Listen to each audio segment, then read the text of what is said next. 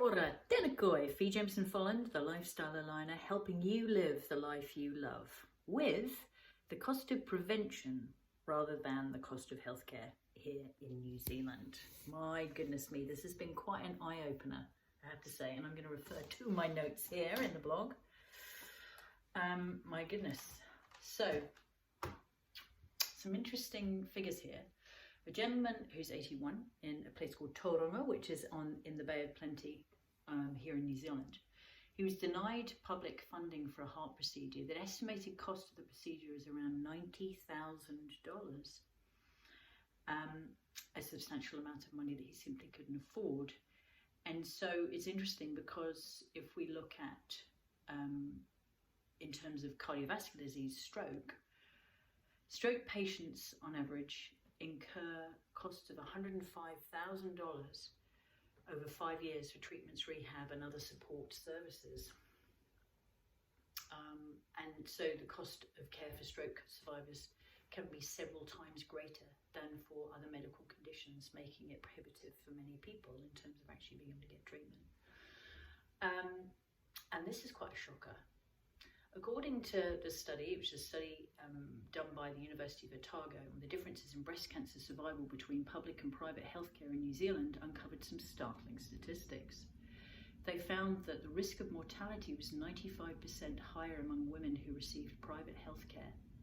So the risk of mortality was 95% higher among women who received private care than those who received public care. That must be the other way around. That doesn't make sense, does it? This finding speaks to the injustice of healthcare in New Zealand, in which access to life-saving treatments can be financially prohibitive for many. It must be 95% lower. So yeah, at the end, let me see. The average New Zealand citizen pays an estimated 5.6% of their weekly income on healthcare costs. This is up from 4.2% in 2000. So it seems that yes, these are figures for New Zealand, but they seem to be consistent in first world countries around the world. And at the end of the day, to me, it's an interesting one, because if you look at 80% of the chronic disease that New Zealanders now suffer is actually supposedly preventable.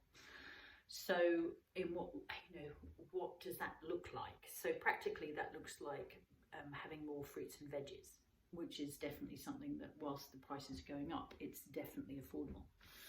Another thing that's noted is that we cover in the blog is the benefits of supplementing with quality vitamins, minerals, phytochemicals, enzymes, etc. And that should ideally all be provided in a good multi.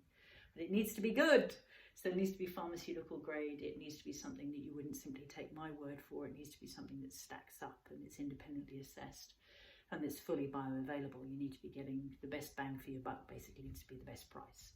So if that's something that you're looking for, let me know, and I can provide you with some info in that area. It's an area that I've been really passionate about, and I've really delved deep over the last 20 years, not least because of my own health needs.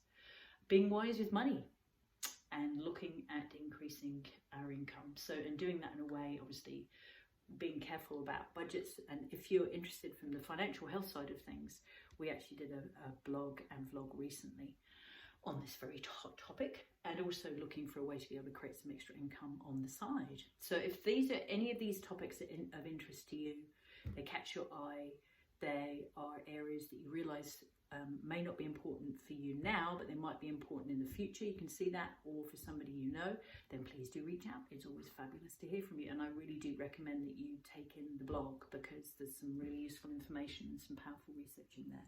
Have a fab one, and I'll see you on this week's Live with Fee. Ciao for now.